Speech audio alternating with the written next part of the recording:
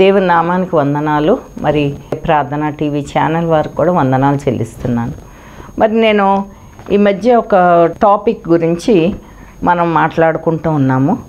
అదేంటంటే 5 వాక్యాలు ఉన్నాయి దాంట్లో. అది నాకు చాలా నచ్చి ఒక్కొక్క దాని గురించి నేను వివరిస్తూ ఉన్నాను. గద్దింపు నీ గుణాన్ని మారుస్తుంది. రెండోది ప్రార్థన నీ ప్రవర్తన మారుస్తుంది. అది ఇప్పుడు చెప్పుకుందాం. నెక్స్ట్ స్తుతి నీ స్థితిని మారుస్తుంది. నీతి నీ నడకను మారుస్తుంది. యథార్థత నిన్ను యేసయ్య చెంతకు చేరుస్తుంది అని ఈ 5 విషయాల్ని మనం ధ్యానిస్తూ ఉన్నాము. మొదటిది అయిపోయింది. రెండోది ప్రార్థన నీ ప్రవర్తనని మారుస్తుంది. మరి ప్రార్థన అనగానే ప్రతి క్రైస్తవులు మాకు తెలుసండి అని చెప్తూ ఉంటారు. కానీ ఈ ప్రార్థన అనే టాపిక్ చాలా పెద్దది. దాని గురించి మనం మాట్లాడాలంటే కొన్ని రోజులు పట్టవచ్చు. కానీ ప్రతి ఒక్కరం మనకి prayer brings victory. Prayer is a personal relationship with God. Prayer is a key to victory. Prayer ద్వారా ఎన్నో జయాలను మనం పొందుకుంటాం. కాబట్టి ఈ మాటలన్నీ కూడా మనకు తెలుసు. మనం క్రైస్తవ కుటుంబాల్లో పుట్టిన మనకి చిన్నప్పటి నుంచి మన తల్లిదండ్రులు ప్రార్థన యొక్క ప్రాముఖ్యత, కుటుంబ ప్రార్థనలో పర్సనల్ ప్రేయర్స్ గురించి ఎంతో చెప్పి నేర్పించి మనకిచ్చిన ఆ ఫౌండేషన్ వల్లే మేము కూడా, అంటే ఇప్పుడు మా వయసు వాళ్ళం కూడా మేము మరి ఈ రోజుల్లో కుటుంబ ప్రార్థనలు కూడా తగ్గిపోయినాయి. కానీ మరి మేము ఆ ఫౌండేషన్ మీద, దట్స్ ద గ్రేటెస్ట్ ట్రెజర్ మా పేరెంట్స్ మాకు ఇచ్చింది అని చెప్పేసి అనుకుని ఆ ప్రేయర్ని ఆత్మీయంగా ఎదుగుతూ ప్రార్థన మీద ఆధారపడి ఎన్నో జయాల్ని పొందుకుంటున్నాం. ఏ పరిస్థితుల్లో అన్నా, శోధనలు వచ్చిన పరిస్థితుల్లో, అలజడి, ఇబ్బందులు, అనారోగ్య పరిస్థితులు వచ్చిన పరిస్థితుల్లో కూడా దేవుడు మనతో ఉంటున్నాడు. ప్రార్థన ద్వారా ఆయన జవాబిచ్చే దేవుడు. మనం ఆయన్ని పిలిస్తే తండ్రి దేవా అని పిలవగానే పలికే దేవుడు. ఆయనకు ఒక అపాయింట్మెంట్ లేదు. డాక్టర్స్ దగ్గరికి వెళ్ళినట్టు ఏ సమయంలో ఉన్నా, ఎక్కడున్నా, ఏ పరిస్థితిలో ఉన్నా, ఆఖరికి కొంతమందికి ప్రార్థన చేసుకోవడానికి కన్వర్ట్ అయిన వాళ్ళు చెప్తూ ఉంటారు సాక్ష్యాలు. వాళ్ళు బాత్రూంలో కూడా ప్రార్థన చేసుకున్న రోజులు ఉన్నాయి. దేవుడు ఆ ప్రార్థనలో కూడా ఆలకించాడు. కాబట్టి ఈ ప్రార్థనలో గొప్ప, అది మనకు ఒక ఆయుధం కింద, ఒక టూల్ కింద మనం దాన్ని ఉపయోగించుకోవచ్చు. దేవుడు ప్రార్థన ఆలకించే దేవుడు. అయితే ఇక్కడ 2 విషయాలను మనం పొందుకుంటున్నాం ప్రార్థన ద్వారా. అదేంటంటే ప్రార్థనకి జవాబు పొందుకుంటున్నాం. అన్నిటికంటే ముఖ్యంగా పాప క్షమాపణ. మనం ప్రార్థన చేసినప్పుడు దేవుని స్తుతించాలి ముందు, తర్వాత పాప క్షమాపణ అడగాలి. అడిగినప్పుడు దేవుడు మన పాపాలని క్షమిస్తున్నారు. అది ఎంత గొప్ప వరమో. యేసుప్రభు మనకి సిలువ మీద చనిపోయి తన బలియాగం ద్వారా మనకిచ్చిన గొప్ప బహుమానం. అలాగే ఏ పరిస్థితుల్లో అన్నా మనకి పలికే దేవుడు. 0 పరిస్థితుల్లో, ఏ ఆశ్రయం లేని పరిస్థితుల్లో ఆయన దయామయుడు, కరుణామయుడు. మన ప్రార్థన ఆలకించి వాత్సల్యత చూపించి ఆయన సొత్తుగా మనల్ని చేసుకుని ప్రార్థన ఆలకించే దేవుడు. మరి రెండోది ఏంటంటే, మరి ఇలాంటి దేవునిలో ఉన్న సుగుణాలను, ఆయన యొక్క ప్రేమను విన్న మనము దాన్ని మనం నేర్చుకోవాలి. ఎంతవరకు మనము ప్రార్థించి మేళ్ళను పొంది దేవుని వాక్యం చదివి వాక్యంలో ఉన్న సంగతులు విన్నప్పుడు మనం ఎంతవరకు దేవుని సుగుణాలను క్రియస్తేసగలిగి మనస్సును మనం కలిగి ఉంటున్నాము అని ప్రతి ఒక్కరూ మనం స్వపరీక్ష చేసుకోవాలి. ఎందుకంటే మనం వయసులో పెరుగుతూ ఉంటాం, అన్ని విషయాల్లో పెరుగుతూ ఉంటాం. కానీ ఈ విషయంలో ఆత్మీయంగా దేవునిలో ఎదగాలి. అది మన ప్రార్థన మన ప్రవర్తనకి హెల్ప్ చేస్తూ మనకి మంచి ఏంటో చెడేంటో, ఎలా ప్రవర్తించాలి, ఎలా ప్రవర్తించకూడదు అన్నది కూడా ఈ ప్రార్థన మన ప్రవర్తనని తప్పకుండా మార్చాలి. మార్చకపోతే మనం ఇంకా చాలా దీనదశలో ఉన్నవాళ్ళం అన్నమాట, మూర్ఖులుగా ఉన్నవాళ్ళం. కాబట్టి దేవుని వాక్యం ద్వారా, ప్రార్థన ద్వారా మన ప్రవర్తనలో మార్పు రావాలి. మీకా గ్రంథము 6:8 ఏమని రాయబడిందో ఒక్కసారి చూద్దాం. మనుషుడా, ఏది ఉత్తమమో అది నీకు తెలియచేయబడి ఉన్నది. న్యాయంగా నడుచుకొనుటయు, కనికరమును ప్రేమించుటయు, దీన మనసు కలిగి నీ దేవుని ఎదుట ప్రవర్తించుటయు, ఇంతే కదా యెహోవా నిన్ను అడుగుచున్నాడు. చూసారా, ఇంతే. ఏది ఉత్తమమైందో ఇక్కడ చెప్తున్నారు. ఏది ఉత్తమమైందో అది నీకు తెలియచేయబడి ఉంది. ఇవన్నీ కూడా మన ప్రవర్తనని, ప్రార్థన అనేది దేవుడు కోరుకునేది మన దగ్గర నుంచి ఇదే అన్నమాట. ఏంటంటే న్యాయంగా నడుచుకొనుటయు, తర్వాత కనికరమును ప్రేమించుటయు, దీన మనస్సు కలిగి నీ దేవుని ఎదుట ప్రవర్తించుటయు. దేవుని ఎదుట మనం ఎంతో భయభక్తులు కలిగి ప్రవర్తించాలి. అది చెయ్యకపోతే చాలా తప్పు. కాబట్టి ఈ ప్రార్థన, దేవుని వాక్యం మనల్ని ఇలా ప్రవర్తనలో మార్పు తీసుకురావడానికి సహాయం చేస్తూ ఉంటుంది. ఇదే వాక్యాన్ని మరి నూతన నిబంధన గ్రంథంలో యేసు ప్రభు లాజరు గృహానికి వెళ్తారు. వెళ్ళినప్పుడు అక్కడ మార్తేమో ఆయన వచ్చారు, ఆయన శిష్యులతో హడావుడిగా వంటల విషయంలో ఉంటుంది. మరి ఏం చేస్తుందంట, వెళ్ళిపోయి యేసు ప్రభు పాదాల దగ్గర కూర్చుని ఆ వాక్యాన్ని వింటూ ఉంటుంది. అప్పుడు మార్త యేసు ప్రభుకి కంప్లైంట్ చేస్తుంది. మత్తయి సువార్త 10:41. అప్పుడు యేసు ప్రభుయే కూడా అదే మాట ఉపయోగిస్తే ఇక్కడ చూడండి. అందుకు ప్రభు, మార్తా మార్తా, నీవు అనేకమైన పనులను గూర్చి విచారం కలిగి తొందరపడుచున్నావు, కానీ అవసరమైనది ఒక్కటే. మరియా ఉత్తమమైన దాన్ని ఏర్పరచుకొనెను, అది ఆమె యొద్ద నుండి తీసివేయబడదని ఆమెతో చెప్పాను. కాబట్టి మనం మన జీవితాల్లో ఏది ఉత్తమమైంది, ఏది అవసరమైంది అన్నది మనం జాగ్రత్తగా గుర్తుపెట్టుకొని మన ప్రవర్తన మార్చుకోకుండా ఉంటే దానివల్ల చాలా నష్టం కలుగుతుంది అని చెప్పేసి మనం గ్రహించాలి. మరి ఇక్కడ దేవుడు కోరుకునేది మన ప్రవర్తన, మంచి ప్రవర్తన కలిగి ఉండాలి. ఆయనకి ఇష్టమైన విధంగా బ్రతకాలి. కాబట్టి అలా బ్రతకాలి అంటే మనం దేవుని వాక్యాన్ని చదువుతూ ప్రార్థన ద్వారా మనకి ఎప్పుడు కూడా చేసుకుంటాం కదా, ఏదైనా బంధకాలున్నా, ఏదైనా చెడు అలవాట్లున్నా, లేకపోతే తప్పు చేసినా, ప్రభువా నాలో ఆఖరికి మనం కోపం అయి కూడా పాపమే. ప్రభువా నాకు కోపం చాలా ఎక్కువ ఉంది, దేవా నా కోపాన్ని తగ్గించని కూడా మనం ప్రార్థన చేసుకుంటే దేవుడు తప్పకుండా అలాంటి మార్పును ఇస్తారు. దేవుడు అడిగినప్పుడు ఆయన తప్పకుండా ఆ మార్పుని ఇస్తారు. మరి బైబిల్ గ్రంథంలో ఎన్నో ప్రవర్తన గురించి ఎన్నో హెచ్చరికలు ఉన్నాయి. అవి మనం చదివి నేర్చుకుంటూ ఉండాలి. ముఖ్యంగా యేసు ప్రభు 33 ఏళ్ళు ఈ లోకంలో జీవించినప్పుడు ఆయన ఎలా జీవించారు, ఆయన ఎలాంటి కనికరాన్ని, దీన మనసును ఎలా ప్రవర్తించారన్నది కూడా మనం గ్రహించుకొని మన ప్రవర్తనలో మార్పు తెచ్చుకోవాలి. అలాగే సామెతల గ్రంథంలో, కీర్తనల గ్రంథంలో ప్రవర్తన గురించి ఎన్నో వాక్యాలు మనకి ఉంటాయి. అవి మనల్ని మన బాహ్య ప్రవర్తనలో మానసికంగా, ఆత్మీయంగా మార్పు అనేది తీసుకొని వస్తుంది అని మనం నమ్మి అలాగా చదివినప్పుడు దానిలో ఉన్న మంచి ఏంటి అని నేర్చుకుంటూ మనం దేవుణ్ణి మనల్ని మార్చమని, ఆయనకి ఇష్టమైన బిడ్డలుగా బ్రతకడానికి మార్చమని మనం అడగాలి. తర్వాత ప్రార్థనకి మార్పునిచ్చే గొప్ప శక్తి ఉంది. Prayer has the power to change people's attitude, behaviour. So ప్రేయర్కి ఆ శక్తి ఉంది అని చెప్పేసి మనం నమ్మాలి.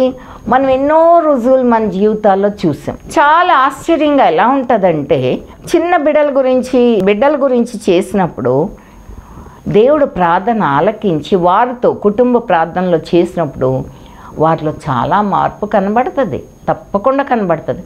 మళ్ళీ వాళ్ళు మర్చిపోవచ్చు. కానీ ఈ ప్రార్థన అనేది ఏంటంటే ఎల్లప్పుడూ ఒక చెక్ చేస్తూ వాళ్ళని దేవుని ఫోల్డ్లోకి, దేవుని అడుగుజాడల్లో నడవడానికి సహాయం చేస్తుంది. అలాగే యాకోబు పత్రిక 5లో వాక్యం ఉంటుంది.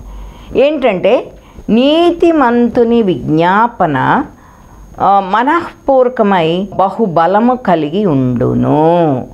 కాబట్టి అది మనఃపూర్వకంగా మనం దేవునికి విజ్ఞాపన చేస్తే దేవుడు తప్పకుండా ఆ ప్రార్థనని ఆలకిస్తారు. ఆలకించి జవాబు ఇవ్వడమే కాకుండా ఎన్నో అద్భుతాలు మనం చూస్తాం. ఇక్కడ మనం ప్రవర్తన గురించే మాట్లాడుకుంటున్నాం, కానీ దేవుడు అనారోగ్య విషయాల్లో కానీ ఏదైనా మేలు కావాలి అనుకున్నప్పుడు కూడా ఎన్ని అద్భుతాలు చేశారో మనం ఒక్కొక్కరిని అడిగితే మన జీవితాల్లో ఎన్నో సాక్ష్యాలు ఉంటాయన్నమాట. కాబట్టి ప్రార్థనలో అంత శక్తి ఉంది అని మనం నమ్మాలి. దేవుని వాక్యంలో అంత శక్తి ఉంది, దేవుని గ్రంథంలో ఆ బోధలో, యేసుప్రభు బోధలో అంత శక్తి ఉందని మనం నమ్మి ముందుకు సాగితే దేవుడికి ఇష్టమైన బిడలుగా క్రీస్తు యేసు కలిగిన మనసు, ఆయన సుగుణాలను మనం కలిగి పొందుకోవచ్చు, తప్పకుండా పొందుకోవచ్చు. అమ్మో అది చాలా కష్టం అని చెప్పేసి అనుకున్న వాళ్ళు ఉంటారు. కానీ ఆ అన్న వాళ్ళ జీవితంలోనే మార్పులు వచ్చిన సాక్ష్యాలు మనం ఎన్నో ఈ టీవీల్లో, వాక్యాల్లో, భక్తులు చెప్పే వాక్యాల్లో, సాక్ష్యాల్లో మనం వింటూ ఉంటాము. కాబట్టి ఆయనకు అసాధ్యమైంది ఏదీ లేదు, దేవునికి అసాధ్యమైంది ఏదీ లేదు. అలాగే ఇక్కడ ఫిలిప్పీలకు రాసిన పత్రిక 4:6-7. సరే, ప్రార్థనకి జవాబు ఎక్స్పెక్ట్ చేస్తూ మనం ప్రార్థన చేస్తాం. అయితే ప్రార్థన చేసినప్పుడు జవాబు వెంటనే రావచ్చు, ఆలస్యంగా రావచ్చు. కానీ మనకి దేవుని సమాధానం వస్తుంది. ఎంత ఆశ్చర్యం అంటే ఇది చాలా అవసరం కదా మనకి. ఇంకా జవాబు రాలేదని మనం వరి అవ్వడం కంటే మనకి సమాధానం వస్తుంది. ఆ వాక్యం ఇక్కడ చూడండి, ఫిలిప్పీలకు రాసిన పత్రిక 4:6-7 వరకు. ఇక్కడ ఏమంటున్నారంటే, దేన్ని గూర్చి చింతపడకుడి కానీ ప్రతి విషయంలోనూ ప్రార్థన విజ్ఞాపనముల చేత కృతజ్ఞతాపూర్వకంగా. దేని కృతజ్ఞత? ఆయన మన పరలోక దేవుడు, ఆయనకు అసాధ్యమైంది ఏమీ లేదని కృతజ్ఞతాపూర్వకంగా మీ విన్నపములను దేవునికి తెలియచేయండి. అప్పుడంట దానికి ఆన్సర్ రాకపోయినా అప్పుడు ఏం జరుగుతుంది? సమస్త జ్ఞానమునకు మించిన దేవుని సమాధానము యేసుక్రీస్తు వలన మీ హృదయములకు, మీ తలంపులకు కావలి ఉండును. సో మనకి దేవుడు ఎలాంటి సమాధానం ఇస్తారంటే అసలు మన జ్ఞానానికి మించింది. మనకు ఆ పీస్ అనేది ఎలా వస్తుందో మనం చెప్పలేం. మనం రాత్రి ప్రార్థన చేసి పడుకుంటే దేని విషయమన్నా చాలా శాంతి, సమాధానం మనకు కలిగి ఏ వరి లేకుండా, దేని గురించి మనం వరి అయ్యి దేవుణ్ణి గోజాడుతున్నాం ఆయన సన్నిధిలో, అది కూడా అలాగే మర్చిపోయి చక్కగా నిద్రించి తెల్లవారులేస్తాం. మరి అదే గొప్ప దేవుని ప్రార్థనకి జవాబు కదా.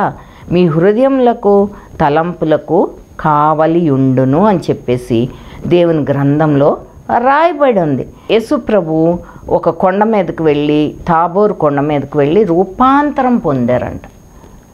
అది రూపాంతరపు అనుభవం శిష్యులు చూసినప్పుడు ఆయనలో చాలా మార్పు కలిగిందండి. కాబట్టి మనం ప్రతి ఒక్కరం కూడా దేవుని నూతన సృష్టిగా మారాలి, రూపాంతరం పొందాలి, మనలో మార్పు అనేది రావాలి. మన యొక్క ప్రవర్తన గురించి సమస్త విషయాల్లో మనలో మార్పు అనేది రావాలి అని దేవుడు కోరుకుంటున్నాడు. అలాగే ఇక్కడ 2 కొరింథీయులకు రాసిన పత్రిక 5వ అధ్యాయము 17, 18, 19 చదువుతున్నానమ్మా. కాగా ఎవడైనను క్రీస్తు యందు ఉన్న ఎడల వాడు నూతన సృష్టి, పాతవి గతించెను, ఇదిగో క్రొత్తవాయెను. సమస్తమును దేవుని వలనైనవి. మన ప్రార్థన వల్ల, దేవుని వల్ల, దేవుడికి ఆ శక్తి ఉంది. ఆయన మనల్ని క్రీస్తు ద్వారా తనతో సమాధానపరుచుకొని ఆ సమాధానపరచు పరిచర్యను మాకు అనుగ్రహించెను. అదేమనగా దేవుడు వారి అపరాధములను వారి మీద మోపక క్రీస్తునందు లోకమును తనతో సమాధానపరచుకొనుచు ఆ సమాధాన వాక్యంను మనకు అప్పగించెను. కాబట్టి ఎంత సమాధానం మనకు వస్తుందో. అన్ని క్రొత్తవైనవి, పాతవి గతించినవి. కాబట్టి మనం అలాంటి రూపాంతరపు అనుభవాన్ని మనం పొందుకోవాలి. తర్వాత మనమందరం కూడా ఎప్పుడైతే బాప్తిసం తీసుకుంటామో, దేవుని మన సొంత రక్షకునిగా అంగీకరిస్తామో, అప్పుడు అది మనం నూతన సృష్టిగా మారాలి. మన పాత పద్ధతులు, మన నోటి మాటలు, మన హృదయ ధ్యానాలు అన్నీ కూడా మారిపోవాలని చెప్పేసి దేవుని వాక్యంలో ఉంది. అయితే ఇక్కడ మత్తయి సువార్త 17:20లో ఏమని రాయబడి ఉంటుందంటే, అదే మాట పాత నిబంధన గ్రంథంలో ఏమని రాయబడి ఉంటుందంటే, వాళ్ళు ఎక్కువగా చాలామంది కూడా పెదవులతో ప్రార్థిస్తూ ఉంటారు. పూర్తిగా సిన్సియర్గా మనసుతో ప్రార్థన చేయరు. ఏదో ప్రార్థన అంటే ఏదో అలవాటు చొప్పున ఏదో గబగబా చేసేస్తారు. కానీ అలాంటి ప్రార్థనకి జవాబు వస్తుందా అని మనం ఆలోచించుకోవాలి. ఎందుకు మనకి కార్యాలు జరగట్లేదు, ఎందుకు మనకి జవాబు రావట్లేదని మనం అప్పుడప్పుడు మనల్ని మనం స్వపరీక్ష చేసుకుంటే, ఇక్కడ దేవుని గ్రంథంలోనే ఒక వాక్యం ఉంది. మత్తయి సువార్త 17:20. మీ అల్ప విశ్వాసము చేతనే. దేవుడు ఏం చెప్తున్నాడు? మీ అల్ప విశ్వాసం, మీరు ప్రార్థించినవన్నీ మేము పొందుకున్నామని నమ్మాలి అని ఇంకొక వాక్యం ఉంటుంది. మనఃపూర్వకంగా ప్రార్థించినప్పుడు అవి మీరు పొందుకుంటారు. కానీ మనం ఏదో మామూలుగా క్యాజువల్గా ఏదో అలవాటు ప్రకారం చేస్తే అది ఏమవుతుంది?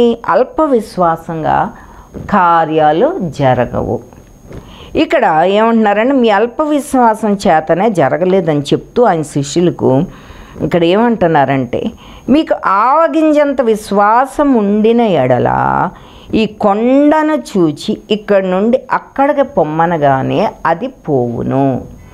మీకు అసాధ్యమైనది ఏది ఉండదని నిశ్చయంగా మీతో చెప్పుచున్నానని వారితో చెప్పాను.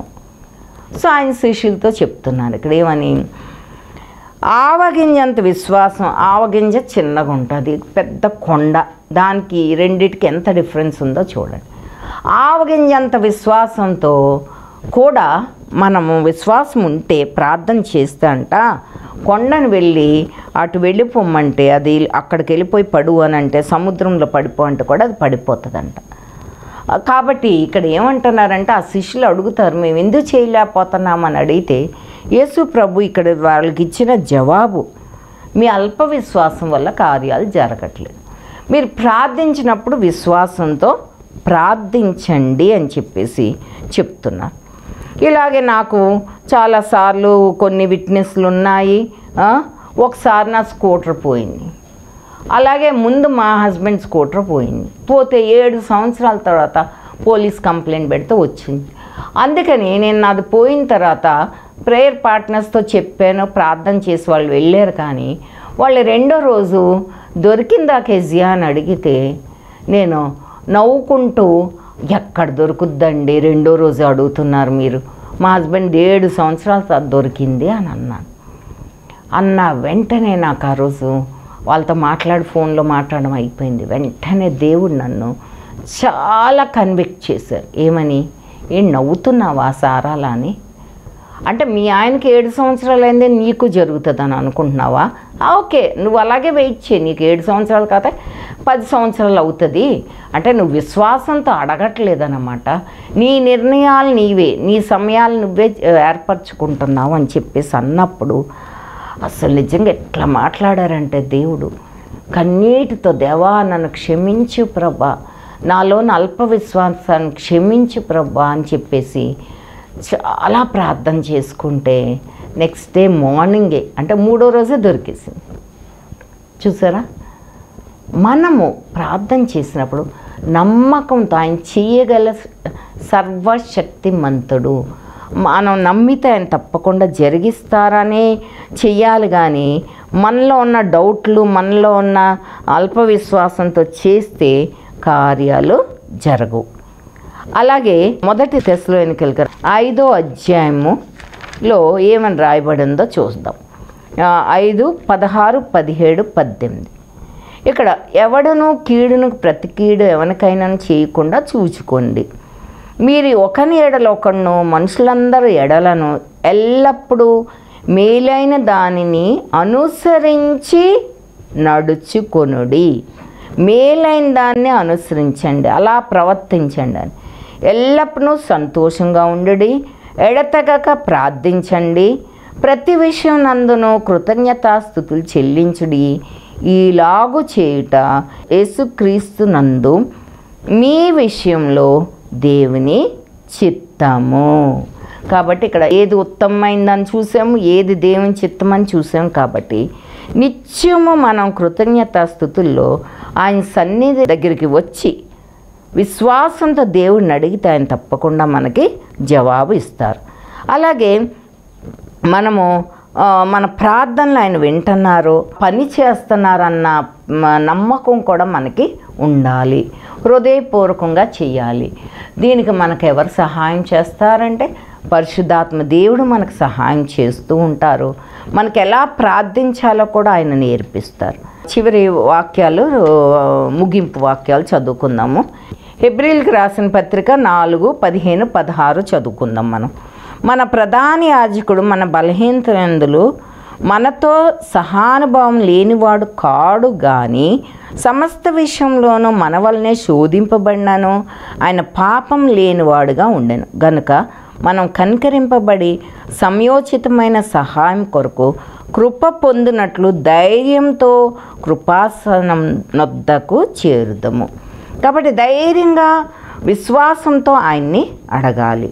అలాగే చివరి వాక్యము మత్తయి సువార్త 6వ అధ్యాయము 5 నుంచి 8 వరకు చదువుకుందాం. ఇది పరలోక ప్రార్థన గురించి. మరియు మీరు ప్రార్థన చేయనప్పుడు వేషధారుల వలె ఉండవద్దు, మనుషులు కనబడవలని సమాజ మందిరంలోను వీధుల్లోను మూలల్లోనూ నిలిచి ప్రార్థన చేయటం వారికి ఇష్టము. వారు తమ ఫలం పొంది ఉన్నారని నిశ్చయంగా మీతో చెప్తున్నాను. నీవు ప్రార్థన చేయనప్పుడు నీ గదిలోనికి వెళ్ళి తలుపు వేసి రహస్యమందున్న నీ తండ్రికి ప్రార్థన చేయము. అప్పుడు రహస్యమందు చూచు నీ తండ్రి నీకు ప్రతిఫలం ఇచ్చును.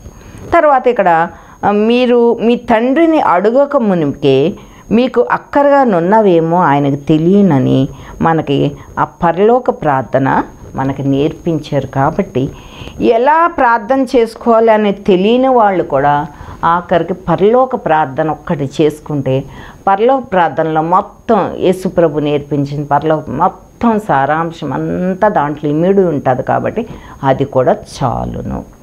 కాబట్టి ఇవన్నీ గుర్తుంచుకొని దేవుని యొక్క సహాయం ప్రార్థన ద్వారా మనం పొందుకున్నాం. ప్రార్థన చేసుకుందాం. ప్రభా, మా తండ్రి, నాయన అయోగ్యులం అల్పులం ప్రభా, మాకు ఎలా ప్రార్థించాలో కూడా తెలియదు. కానీ నాయన నీవు తండ్రి పరలోక ప్రార్థన నేర్పించావు ప్రభా. అలాగే తండ్రి మేము ప్రార్థించినప్పుడు నీ ఆత్మ ద్వారా నాయన మమ్మల్ని నడిపించి ఎలా ప్రార్థించాలో మాకు నేర్పించి నాయన అల్ప విశ్వాసం లేకుండా, డౌట్లు లేకుండా ఎంతో విశ్వాసంతో నాయన తండ్రి మేము పొందుకున్నామని గ్రహించి నీవు నమ్మదగిన దేవుడు అని గ్రహించి నాయన ప్రార్థించటకు మాకు ఒక్కొక్కరికి నేర్పించి నాయన తండ్రి మేమే ఎల్లప్పుడూ నిన్ను సమస్త మహిమ ఘనత ప్రభావాలని కొనియాడునట్లుగా మా నోటని స్తుతిని ఉంచమని బ్రతిమాలుకుంటూ మా ప్రభువును రక్షకుడైన యేసయ్య పేట మిక్కిలి వినయంగా వేడుకొని ప్రార్థిస్తున్నాను తండ్రి. ఆమెన్. Thank you.